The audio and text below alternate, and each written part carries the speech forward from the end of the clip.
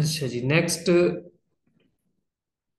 हमारा क्वेश्चन है, give the meaning of the idiom break out. ठीक है, ब्रेक आउट हमने पहले भी पढ़ा था, ब्रेक डाउन पढ़ा था हमने।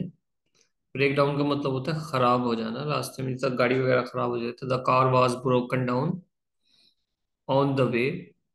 तो इसका मतलब होता है खराब हो जाना। ब्रेक आउट का मतलब होता है, जो हमसे पूछा उसने, अक्कर सडनली, यानी कि कोई चीज यकदम हो जाए। इस तरह फूट पड़ना, उर्दू में इसको कहते हैं फूट पड़ना, कोई बीमारी वगैरह फूट जाती है। ठीक है, cholera was broken in the town. Cholera फैल गया जी।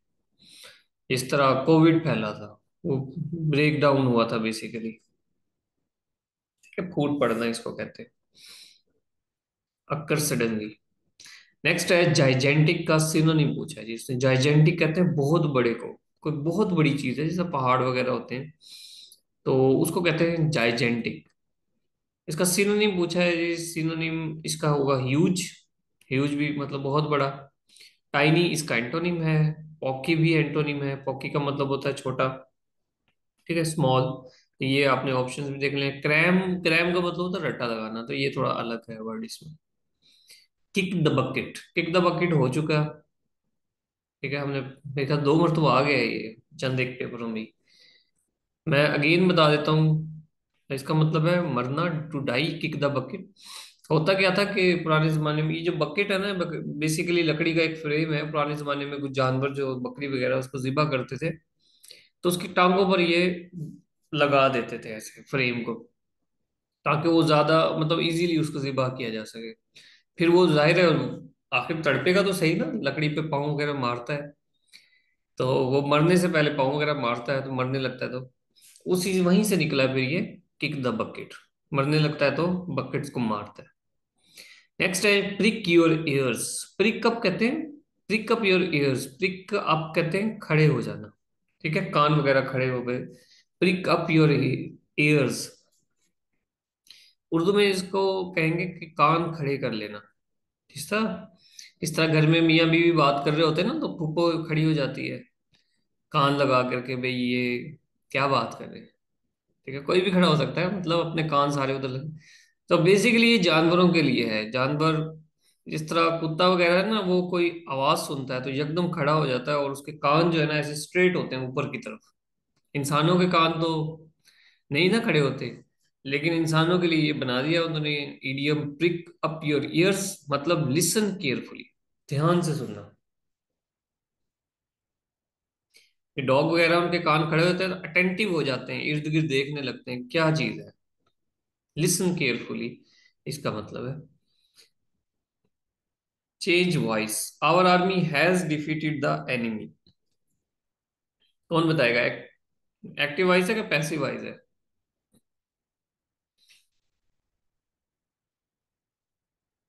Sir active. एक्टिव वॉइस है जी, गुड, शाबाश। ठीक है, बाय वगैरह का इस्तेमाल नहीं हुआ इसमें। कीवर्ड हम देख रहे हैं, बाकी रूल्स नहीं देख रहे। मैंने आपको वीडियो सेंड कर दी थी ग्रुप में, एक्टिव वॉइस की भी, डायरेक्ट इनडायरेक्ट की भी। ठीक है, कंप्लीट वो देख लीजिएगा। तो मुझे तो एक ही चीज आती है भाई, शॉर्ट अगर देखना है तो एक्टिव वॉइस है। अगर इसको पैसिव बनाएंगे, हैज को, ये कीवर्ड है आपका, इसको हैज को हैज बीन कर दें। ठीक है, बाकी चीजें बाद में देखना, गौर करेंगे। ऑप्शन देखें, द एनिमी हैज डिफीटेड, ये तो नहीं हो सकता, काट दें। हैड बीन यहाँ यूज हुआ है, इसको काट दें। हैज बीन ये हो सकता है, नन ऑफ दीज। ठीक है, नन ऑफ दीज का ऑप्शन है, इसको थोड़ा सा और चेक कर लें। The army, our army has been defeated, the enemy शुरू में आ गया और आर्मी बाद में आ गया, बस ये थोड़ा थोड़ा सा रूल होते हैं। माई ब्रदर एंड फ्रेंड, ये आप लोगों ने अब इसमें ना पार्टिसिपेट करना है।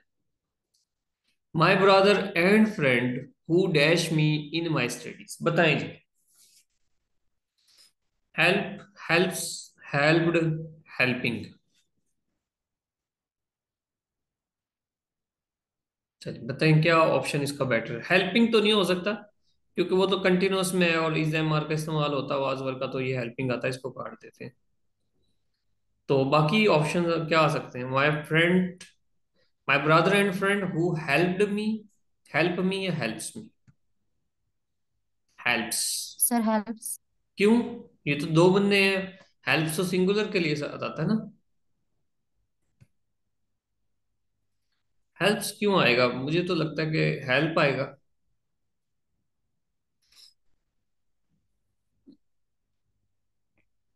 दो बंदों के साथ है ना, दो बंदे अगर हों तो फिर ऐसी इसका इजाफा नहीं होता। हेल्प्स तब आता है जब सिंगुलर सब्जेक्ट हो, सिंगुलर नाउन हो, तब ऐसे इसका इजाफा होता है, ऐसा नहीं होता। हेल्प्स क्यों आएगा?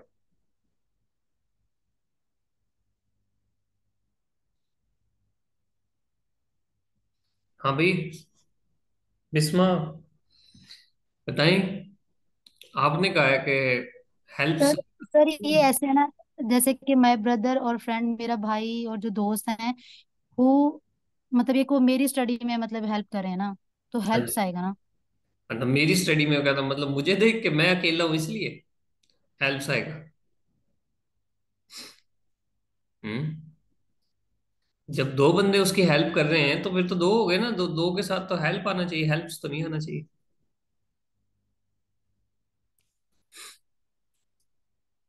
असल में ये दो बंदे नहीं है, ये एक है। My brother and friend. वो जो उसका ब्रदर है ना, वही उसका दोस्त है, एंड की वजह से नहीं। वो जो उसका ब्रदर है ना, वो असल में उसका दोस्त है। तो ये दोनों एक ही बंदे हैं क्या? भाई जो है वो दोस्त नहीं हो सकता। तो ये एक ही बंदा है, इसलिए इसमें सिंगुलर। ठीक है, सिंगुलर वर्ब आएगा, हेल्प्स। अच्छा, अब आप कहोगे कि सर आपको कैसे पता कि एक है कि दो है? अगर ये दो होते, ध्यान से समझें, अगर ये दो होते तो फिर ये ऐसे होता, my brother and my friend. अगर इसको आपने दो करना है, दो करने हैं आपने, सेपरेट करने हैं, फिर आप कहोगे कि my brother and my friend, मेरा भाई और मेरा दोस्त। ठीक है जी। इसको आपने ऐसे करना है, फिर आप इसके साथ हेल्प लगाओगे। जब जनरल बात हो रही हो तो फिर पास्ट इंडेफिनिट नहीं लगाते, प्रेजेंट इंडेफिनिट का ऑप्शन है, तो फिर पास्ट इंडेफिनिट नहीं लगाते, है ये भी ठीक। ये जनरल बात है। अब इसी तरह और आप क्या कर सकते हो, और कोई सेंटेंस बनाए इसका। ठीक है, my neighbour, the old man and the old man, the my neighbour and old man was coming from the market. हो सकता है my neighbour and old man, इसका मतलब मेरा नेबर ही ओल्ड मैन है। अच्छा, my neighbour and an old man were coming from market, यहां पर आप वर का इस्तेमाल करोगे, प्लूरल हेल्पिंग वर्ब आ जाएगा। ठीक है, चलिए। पुट आउट का मतलब होता है जिस तरह इसका, पुट आउट मतलब किसी चीज को बुझा देना, खत्म कर देना, कर देना। तो यहाँ पर एक्सटिंग्विश का मतलब यही होता है, खत्म कर देना, गायब कर देना। पुट आउट बेसिकली बहुत सारे मतलब है पुट आउट के। आग वगैरह बुझा देना, एक्सटिंग्विश का मतलब भी आग वगैरह बुझा देना। तो यहाँ पर सिमिलैरिटी है, बाकी कोई सिमिलैरिटी नहीं। हेल्प में, एसओएज में, एसओएज कहते हैं रिलीफ को दर्द वगैरह से, तो ये नहीं बनता सही। डिलीजेंट, डिलीजेंट कहते हैं मेहनती शख्स को, मेहनती, मुस्तकिल मिजाज। ठीक है, बड़े इसने टफ जो ऑप्शंस दिए हुए हैं कई सवालों में। डिलीजेंट कहते हैं मेहनती। अब हार्ड वर्किंग, ठीक है, हार्ड वर्किंग इसका सिनोनिम है। लेजी, लेजी हो सकता है, ठीक है, वो मेहनती है, ये लेजी है, तो ये इसका एंटोनिम बन सकता है। एक्टिव भी इसका सिनोनिम बनेगा। इंटेंट का क्या मतलब होता है? इंटेंट का मतलब होता है तवज्जो। ये भी कहीं ना कहीं पूछा हुआ है पास पेपर में, इंटेंट। नेक्स्ट है जी 51, I am sick of this idle life. Sick के साथ ऑफ आता है यहाँ पर।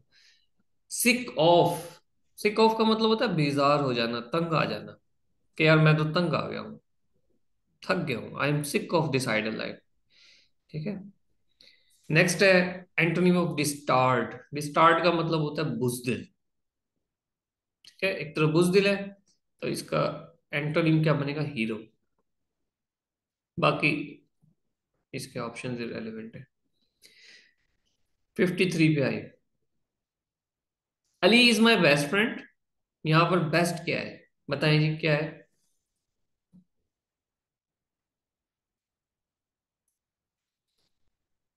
नाउन तो अली है, नाउन नहीं हो सकता, वर्ब है। बेस्ट कर क्या रहा है यहाँ पर, Ali is my best friend, noun से पहले आकर नाउन की खूबसूरती बता रहा है, नाउन को क्वालिफाई कर रहा है, नाउन के में एडिशन कर रहा है। Ali is my friend, Ali मेरा दोस्त है, Ali is my best friend. इसने क्या किया कि भाई वो मेरा सिर्फ दोस्त नहीं है, वो मेरा सबसे अच्छा दोस्त है।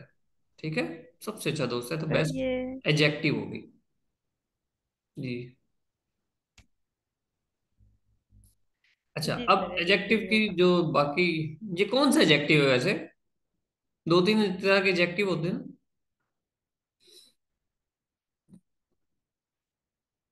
एक पॉजिटिव एडजेक्टिव होता है, ठीक है, एक कंपैरेटिव होता है, तो और तीसरा कौन सा होता है, सुपरलेटिव। सुपरलेटिव मतलब टॉप पे सबसे अच्छी चीज, जिस तरह Ali is my best friend. Comparative क्या होता है, जो दो चीजों के दरमियान कंपैरिजन कर रहे हो तो कंपैरेटिव होगा। तो इसकी कंपैरेटिव डिग्री डिग्री क्या बनेगी, बेटर। और पॉजिटिव क्या बनेगी, गुड। Good, better, best. तो तीन तरह के एडजेक्टिव होते हैं। हो सकता है कभी इन डेप्थ पूछ रहे हो, पूछा भी है आई थिंक, हाँ पूछा भी है कि ये एडजेक्टिव की कौन सी डिग्री पे फॉल करता है। तो दो कंपैरिजन अगर आपने देख रहे हो, दो कंपैरिजन हो रहे हो तो फिर कंपैरेटिव है। अगर बेस्ट आ जाए, यूजुअली ये जो सुपरलेटिव होती है ना, इसके साथ दा का इस्तेमाल हो रहा होता है अगर शुरू में आ जाए, यूजुअली दा का इस्तेमाल होता है, ये भी नोट कर लेना। नेक्स्ट है he said you are doing very well. तो यहां पर वेल क्या है, ठीक है, बहुत मर्दों पूछा है एक ही वेल का। वेल क्या है जी, यहां पर वेल है एडवर्ब। कैसे, ही सैड उसने कहा, you are doing very well, बहुत अच्छा काम कर रहे हो। तो ये वेल कौन है, ही वेल नहीं, डूइंग वेल है बेसिकली, यू वेल भी नहीं है, आर वेल भी नहीं है, डूइंग वेल। तो बेसिकली ये डूइंग को क्वालिफाई कर रहा है वेल।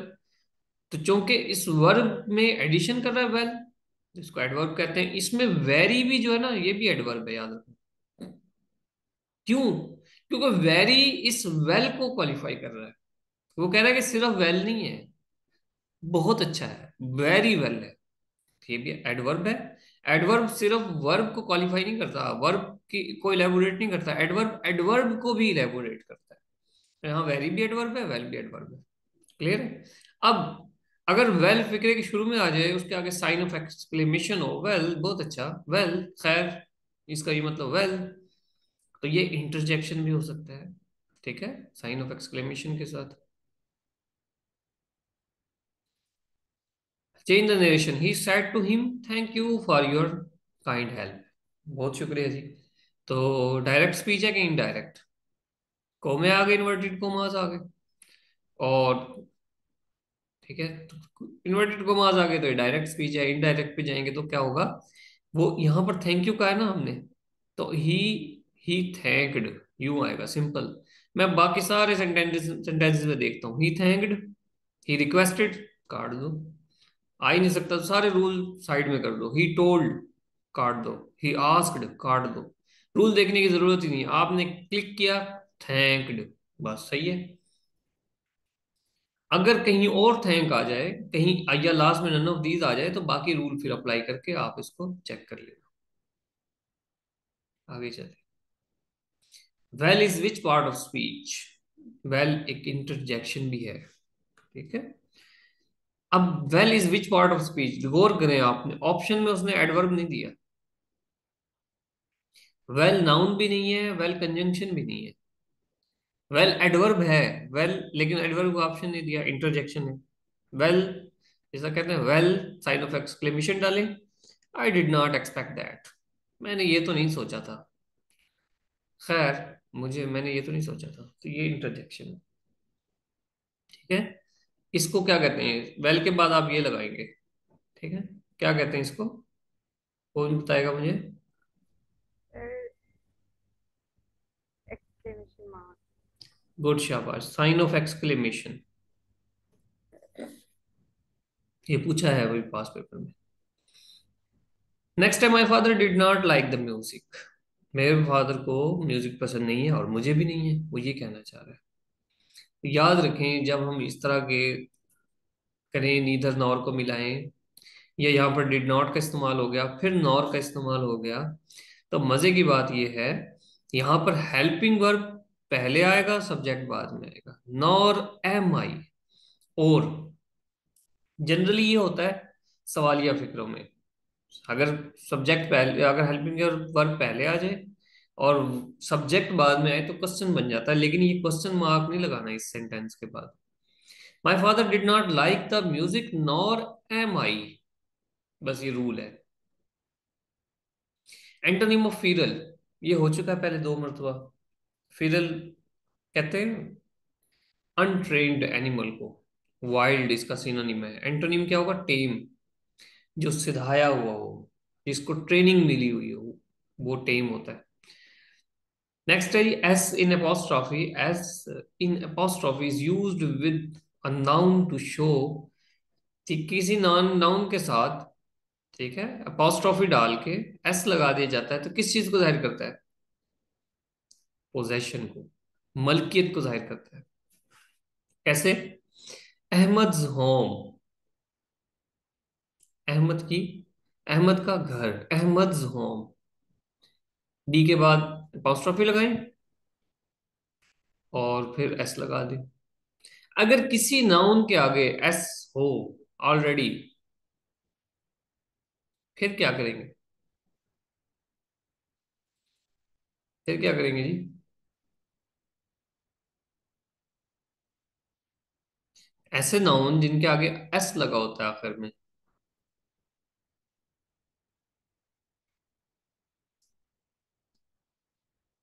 हो सकता है ना कोई स्कूल्स, प्रॉपर्टी, स्कूल्स की स्कूल्स अगर प्लस हो तो फिर क्या करते हैं हम?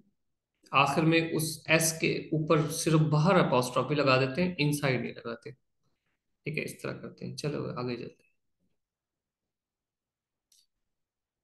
52 है जी, सिनोनिम ऑफ रिवेरी। आर ई, क्या है जी? REVERIE, इस तरह क्या है जी? इसका मतलब होता है डे ड्रीमिंग करना। इसका राइट आंसर है डे ड्रीमिंग करना, ख्याली पुलाव बनाना। Building castle in the air, हवा में महल बनाना, ये वो है REVERIE। ठीक है, पता नहीं क्या प्रोनाउंसिएशन बनेगी, रेवरी, रेवरी आई थिंक। इसका मतलब क्या है? ख्याली पुलाव बनाना, डे ड्रीमिंग करना। स्लम्बर का मतलब होता है सोना, स्लीप। ट्रांस मतलब होता है मदहोशी, जैसे किसी ने को मदहोशी ही समझ ले। मेडिटेशन मतलब और फिक्र करना। नेक्स्ट है एंटोनिम ऑफ स्टैग्नेंट। स्टैग्नेंट का मतलब होता है ठहर जाना, रुक जाना, फिक्स्ड सिनोनिम है इसका। स्टिल सिनोनिम है इसका। डोरमेंट सिनोनिम है इसका। तो एंटोनिम क्या होगा? प्रोग्रेस, तरक्की करना। Stagnant economy of the country, country की स्टैग्नेंट इकोनॉमी जो कि रुक गई है, तरक्की नहीं कर रही। नेक्स्ट है विरासिटी या विरासिटी, मतलब सदाकत, सच्चाई, विरासिटी। तो इसका क्या पूछा है? सिनोनिम पूछा है। लाइज इसका एंटोनिम हो गया, डिसेप्शन भी इसका, डिसेप्शन, अच्छा हाँ, डिसेप्शन भी इसका एंटोनिम हो गया, धोखा देना। लाइज मतलब झूठ बोलना। फैब्रिकेशन भी इसका हो गया एंटोनिम। फैब्रिकेशन का मतलब होता है बनाना, बनावटी चीज, फैब्रिकेशन जालसाजी। ठीक है, बनी बनाई चीज। तो एंटोनिम क्या होगा, सिनोनिम क्या होगा? ऑथेंटिसिटी। तो वेरासिटी का, वेरासिटी मतलब सच्चाई, इसके एंटोनिम क्या बनेंगे? डिसेप्शन, लाइज, फैब्रिकेशन वगैरह। नेक्स्ट है फैसिलिटेट। फैसिलिटेट का मतलब किसी काम में आसानी करना। फैसिलिटेट मतलब उसको सहूलत देना, फैसिलिटी प्रोवाइड करना, फैसिलिटी प्रोवाइड करना। यानी कि इसका सिनोनिम क्या होगा? ईज। अच्छा जी, असिस्ट, हेल्प, ये सब इसके सिनोनिम है। उसने एंटोनिम पूछा है तो आप बता दें जी, इम्पीड है इसका एंटोनिम। क्या है? इम्पीड। फैसिलिटेट मतलब आसानी पैदा करना किसी काम में, इम्पीड मतलब रोड़े अटकाना। नेक्स्ट है sip is to girl. Sip जैसा चाय वगैरह पीते हैं ना, तो ऐसे बिल्कुल थोड़ी थोड़ी सी सिप सिप लेते हैं, थोड़ी थोड़ी सी सिप लेते हैं। और गल्प मतलब घटाघट पी जाना, घट की आवाज आती है पानी जिस तरह हम पीते हैं। तो ये असल में एग्जेजरेशन है, एक छोटी चीज की बड़ी एग्जेजरेशन है, छोटा सा काम और सेम पैटर्न में बड़ा काम। ऑप्शन देखें जी, ग्लांस और स्टेयर, ताड़ना किसी को, ये तो सिनोनिम टाइप ही हो गए। विसल और शाउट, विसल मतलब घंटी बजाना, सीटी बजाना। शाउट चिल्लाना, ये एक अलग अलग पेयर है, वो वाला पेयर नहीं है। टच, हल्का सा किसी को टच करना और धक्का मार देना, ये सिमिलैरिटी है। नोड मतलब, नोड का मतलब होता है सर हिलाना वैसे। या आप जिस तरह कभी, जो अगर लड़के हैं यहाँ पर मिलाद वगैरह में चले जाएं, लड़कियां भी जाती होंगी, तो वहां पे नींद आ जाती है, आप भी ऐसे, आप अपने हाथों को ऐसे बांध के टांगों पर, और जो है ना, ऐसा लगता है कि पता नहीं कौन सा नशा चढ़ गया इसको, इश्क हकीकी का, वो असल में नींद आ रही होती है।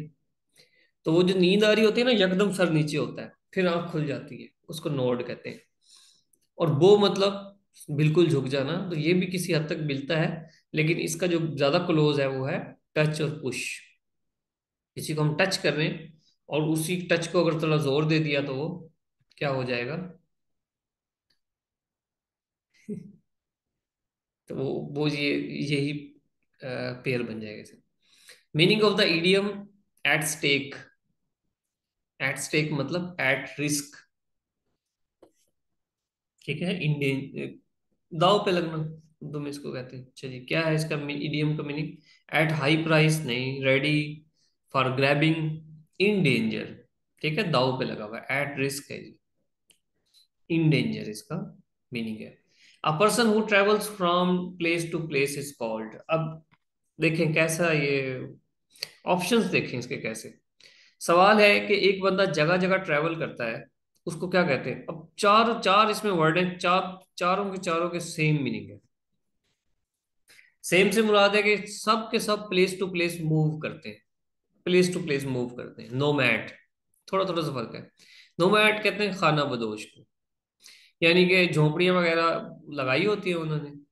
नोमैडिक पीपल, खाना बदोश लोग, इस तरह झोपड़ी वाले होते हैं, पक्खीबाज, उठाते हैं अपना सामान समून, जहां पर घास होती है अपने जानवरों को ले जाते हैं, उनको नोमैड कहते हैं।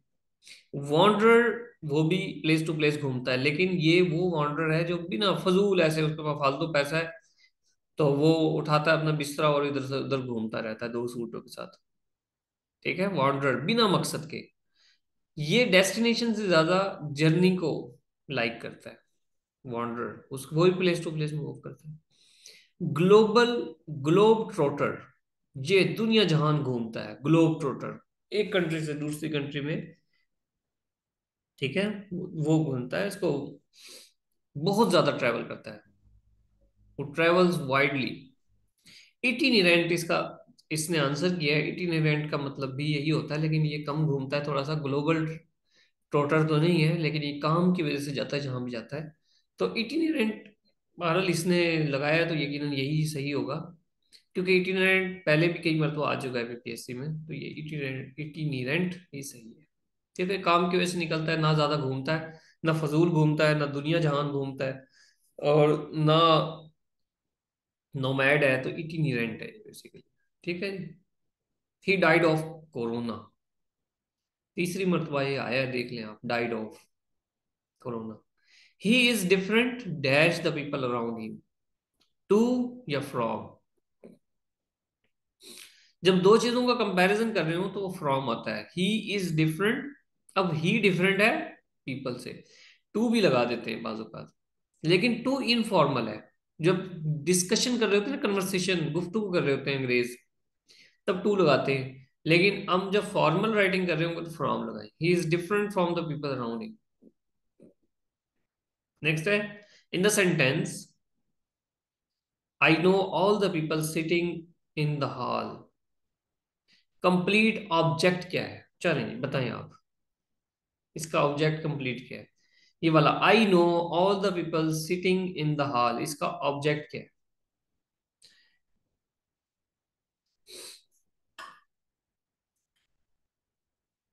कोई बताए?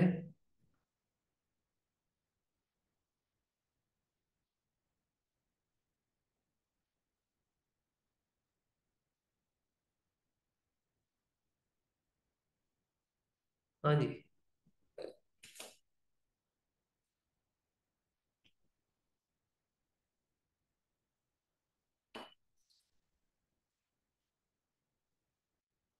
क्या बात है, बिल्कुल सन्नाटा हो गया।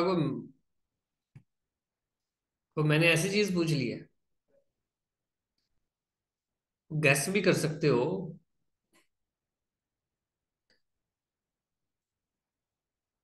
और फिक्की गिलास है मेरी।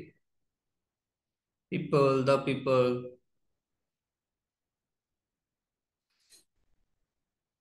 All the people sitting in the hall. पूरे का पूरा ऑब्जेक्ट है, देखो। I know. आई सब्जेक्ट है, नो वर्ब है, वर्ब के बाद ऑब्जेक्ट आता है। अब ऑब्जेक्ट क्या है बेसिकली, और देखें ध्यान से समझें, ऑब्जेक्ट क्या है? पीपल। आई नो पीपल, मैं लोगों को जानता हूं। अब वो पीपल कौन से हैं? तमाम लोग हैं। All the people. I know all the people. अच्छा, यहां तक तो ऑब्जेक्ट हो गया। अब ये जो है ना, सिटिंग इन द हॉल, ये बेसिकली कौन लोग हैं? सिटिंग इन द हॉल, ये पीपल के लिए था ना, कौन से लोग जो हॉल में बैठे हैं। तो ये इसी की एक्सटेंशन है, इसी ऑब्जेक्ट की एक्सटेंशन है। तो ये ऑब्जेक्ट है पूरे का पूरा, all the people sitting in the hall. ये फ्रेज है basically. All the people, all the people sitting in the hall, वो एक, ये पूरे का पूरा ऑब्जेक्ट है। और इसी तरह के बड़े बड़े सब्जेक्ट भी हो सकते हैं। All the people sitting in the hall, ध्यान से समझिए। All the people sitting in the hall, all the people sitting all the people sitting in the hall are waiting। बस आर वेटिंग यूं ही कर लें। All the people sitting in the hall are has been waiting since morning. ठीक है, तो ये all the people sitting in the hall उस वक्त क्या बन जाएगा? सब्जेक्ट बन जाएगा। None of the boys, none of the boys dash present, जब नन आ जाए, ईच आ जाए, एवरी आ जाए, और क्या आ जाए? None, each, every, neither, either, तो उसके साथ वर्ब जो है वो कौन सा आएगा? सिंगुलर आएगा। तो ये वाज का इस्तेमाल करें इसमें। बाकी देखें सर, प्लूरल है, ये भी की है। बाकी सारे प्लूरल है, ये सिंगुलर है। Change the voice, Jack may solve this problem. बताएं। एक्टिव है ना? इसको पैसिव में बनाए तो कीवर्ड क्या है इसका? मे को किस में कन्वर्ट करते हैं? May be, may be. ध्यान से देखें। May be. हाँ जी, गुड, शाबाश। माइट है, काट दो। माइट है, काट दो। मे बी यहां पर है, अभी मैं इसको श्योर नहीं करता, आगे देखते हैं। शुड है, काट दो। मे को मे बी करते हैं, तो बाकी ये सिर्फ ये और राइट ऑप्शन है। अगर दो जगह मे बी हो तो फिर कोई और गलती होगी, आप रूल को फॉलो कर लेना। दिस प्रॉब्लम शुरू में आ गई, यहाँ देखें, यहाँ जैक लगा दिया उसने शुरू में, यहाँ जैक लगा दिया शुरू में। इस तरह की मिस्टेक भी तो करता है ना, आपने पैसिव वाइज बनाना है, इसको उठाकर शुरू में लेकर आओगे। मैंने तो कीवर्ड निकाल लिया ना, बस वहीं से देख लिया। नेक्स्ट है जी, Salma said to me, can can I give your pen? क्या मैं आपका पेन दे सकती हूँ? ठीक है, यूं भी कह सकते थे, can I use your pen. बहरहाल उसने सवाल किया है, क्वेश्चन मार्क भी लगाए यहाँ पर, इसने नहीं लगाया यहाँ पर। ठीक है, ये सवाल पूछ रही है, डायरेक्ट नरेशन में सवाल पूछ रही है। जब इनडायरेक्ट कहेंगे तो यहाँ पे क्या होगा? सलमा ने पूछा है, ऐसे ही बनेगा ना। तो जब यहाँ पर इन्वर्टेड कॉमास में कोई क्वेश्चन आ गया, यस तो सर। फिर सलमा कहेगी उसने पूछा, Salma said to me, Salma asked. यही कीवर्ड है आपका, देखा ध्यान से देखें। यहाँ पर सैड है, काट दो। यहाँ पर आस्क्ड है। अच्छा, बाकी देखते हैं। टोल्ड है, काट दो, थर्ड पे। नेक्स्ट वॉन्डर्ड है, काट दो। कितना आसान है, कितने आसान ऑप्शन है। आपने कीवर्ड तलाश किया, आपने फौरन से आंसर कर लिया। नेक्स्ट देखें, इनडायरेक्ट स्पीच है। He said hurrah, they win the match, वो बड़ा खुश हुआ। हुर्रा खुशी की अलामत है ना, तो खुशी की अलामत में क्या कहते हैं? ही एक्सक्लेम्ड विद जॉय, यही कहेंगे ना, सैड तो नहीं कहेंगे। He exclaimed with Joy. ध्यान, नेक्स्ट देखेंगे ऑप्शन। ही सैड, काट दो। एक्सक्लेम्ड विद जॉय, ये इसका कीवर्ड है, बी। शाउटेड, चिल्लाया, नहीं, चिल्लाया नहीं आएगा। Rule, exclaimed with Joy, he was happy because they won the match. फिर डायरेक्ट इनडायरेक्ट वाली बात तो ना हुई ना, तो ये रूल है। He exclaimed with Joy, he exclaimed sorrowfully, he exclaimed happily, joyfully. तो ये इस तरह से ये रूल है। और सेकंड लास्ट है, he is good at mathematics, he is good at mathematics. ये भी पहले आ चुका है आई थिंक ना। एट और इन भी होता है, याद रखें, कुछ स्टूडेंट्स पूछ रहे थे शायद पिछले दिनों, इन और एट में क्या फर्क है। देखें, जब हम कहते हैं ना गुड एट, दोनों का मतलब होता है माहिर होना। गुड एट भी, गुड इन भी। जब गुड एट कहते हैं इसका मतलब है कुछ स्किल है, कोई एक्टिविटी है, कोई टास्क है किसी सब्जेक्ट में, अब वो बहुत ज्यादा माहिर है। ठीक है, वो माहिर कैसे हुई है? मेहनत करके, प्रैक्टिस करके। तो अब तो हम लगाएंगे good at. He is good at playing tennis. ठीक है, तो हम इसको क्या कहेंगे भाई? टेनिस। अब टेनिस में ऐसे तो नहीं वो हो जाती स्किलफुल, एक्सपर्ट, बार बार खेले होगा ना। इज गुड एट मैथमेटिक्स, कब मैथमेटिक्स में एक्सपर्ट हुआ? जब उसने बहुत ज्यादा मैथ की होगी, तभी तो हुआ ना उसमें एक्सपर्ट। अब गुड इन का मतलब होता है अगर कोई नेचुरल टैलेंट हो, एबिलिटी हो। ठीक है, तो फिर उसको हम गुड इन कहते हैं। He is good in languages. कुछ बच्चे ऐसे होते हैं जिनको लैंग्वेजेस बड़ा आसान हो जाता है उनके लिए, फिर हम क्या कहेंगे? Good in naturally. It is time, ये ध्यान से समझ लें।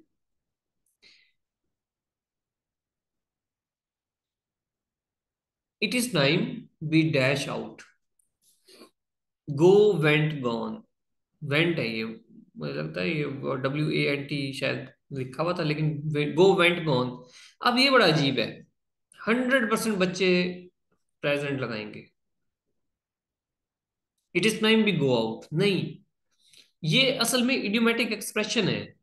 क्यों क्यों गो लगाओगे आप? गलत करोगे कि यहां पर इज है तो ये भी प्रेजेंट लगाओ, नहीं भाई, ये इडियोमेटिक एक्सप्रेशन है। एक तरफ प्रेजेंट है, दूसरी तरफ पास्ट लगाकर आप सिचुएशन की इंपॉर्टेंस को बता रहे होते हो, आप इम्फेसाइज कर रहे होते हो।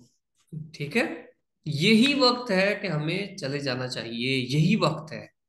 अब एक प्रेजेंट और पास्ट को हम मिक्स अक्सर इस तरह करते नहीं है यूजुअली, लेकिन हमने कर दिया, क्यों? ताकि हमने उसको इम्फेसाइज किया। ठीक है, सिचुएशन को, ये जो है ना, इट इज टाइम, ये इंडिकेट कर रहा है करंट सिचुएशन को। इट इज टाइम, यही तो वक्त है। ठीक है, और वेंट, वी वेंट आउट। ठीक है, हमें चले जाना चाहिए। ये सजेशन है, रिकमेंडेशन है बेसिकली। और उस एक्शन को इम्फेसाइज किया उसने।